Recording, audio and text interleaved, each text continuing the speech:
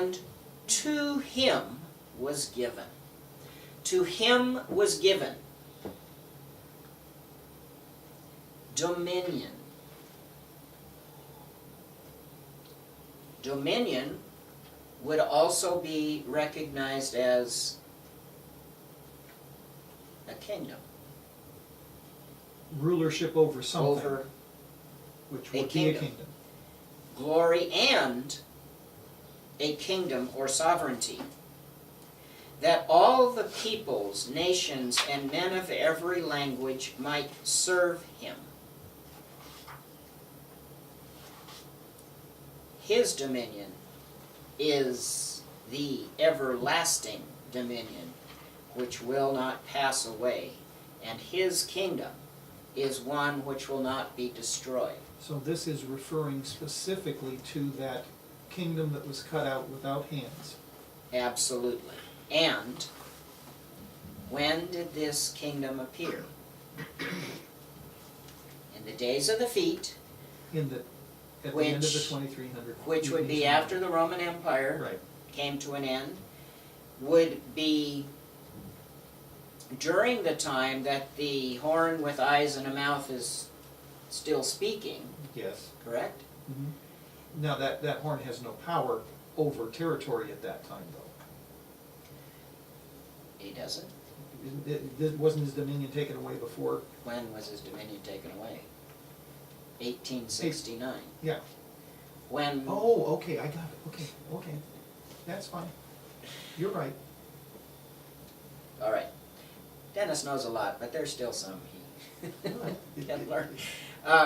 So what we're talking about is that, and I know what's confusing, Dennis, we as Seventh-day Adventists that have grown up in the church and have been indoctrinated with the eschatology of the Seventh-day Adventist Church sometimes have difficulty in separating that eschatology with what we have now come to understand as far as the fulfillments of these Right. things.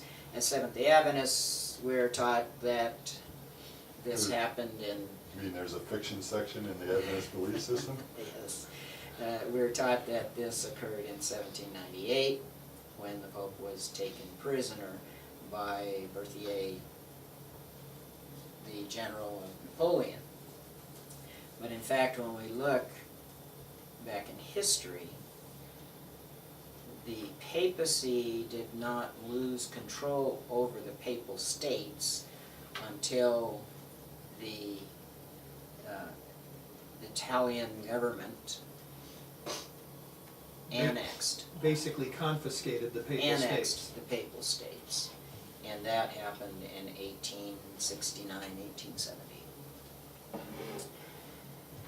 So he receives the kingdom, this third kingdom, the stone that's cut out without hands, at the end of the 2300 evenings and mornings, which have not made an appearance yet, but they make an appearance, or they make their appearance in the next vision, Daniel chapter 8.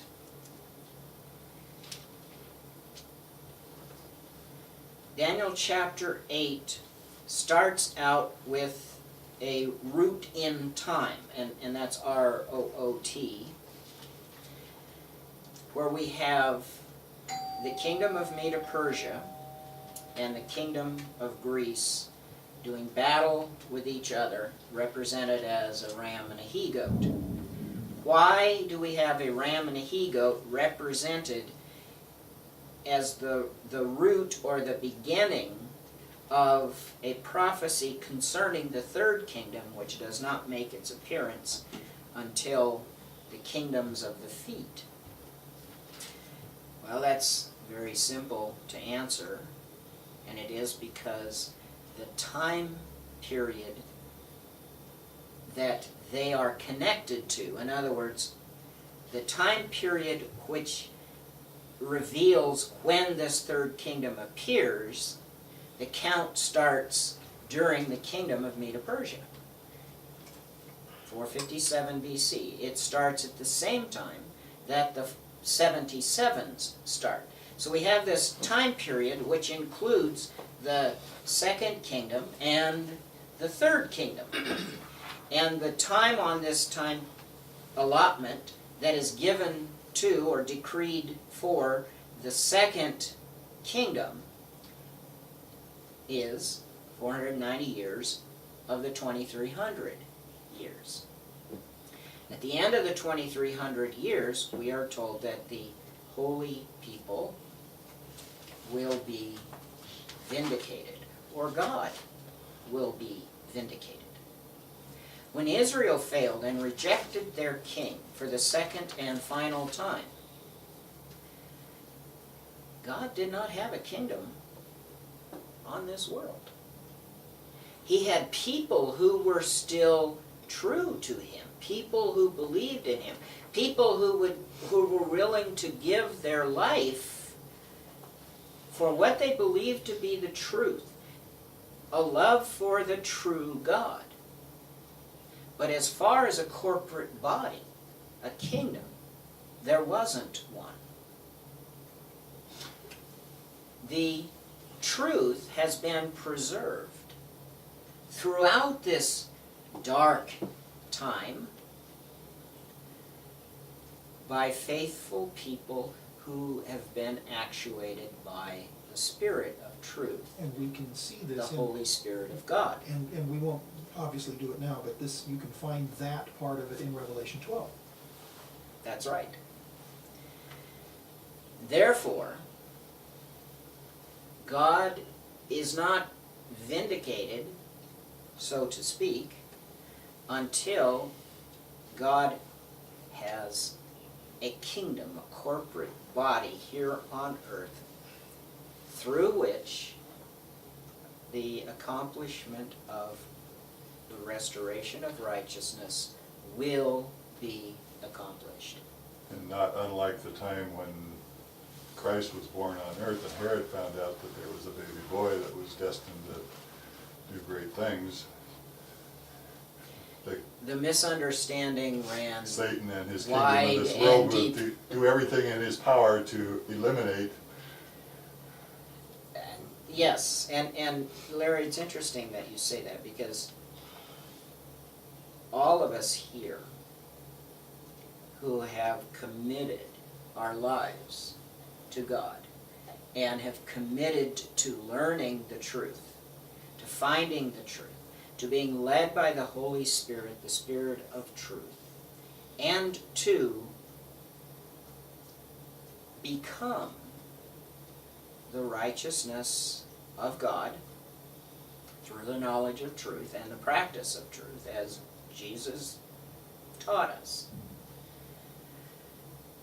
have had our lives turned upside down by the actions of the evil one. And just a word on that, he hasn't, his methods are to attack us through our family. And Jesus alluded to that when he talked about, mother-in-law against daughter-in-law, father-in-law against sister-in-law, and he talked about family difficulties, to say the least.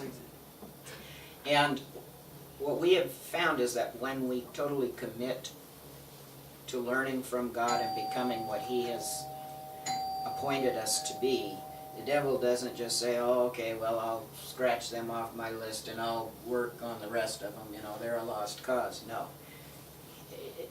The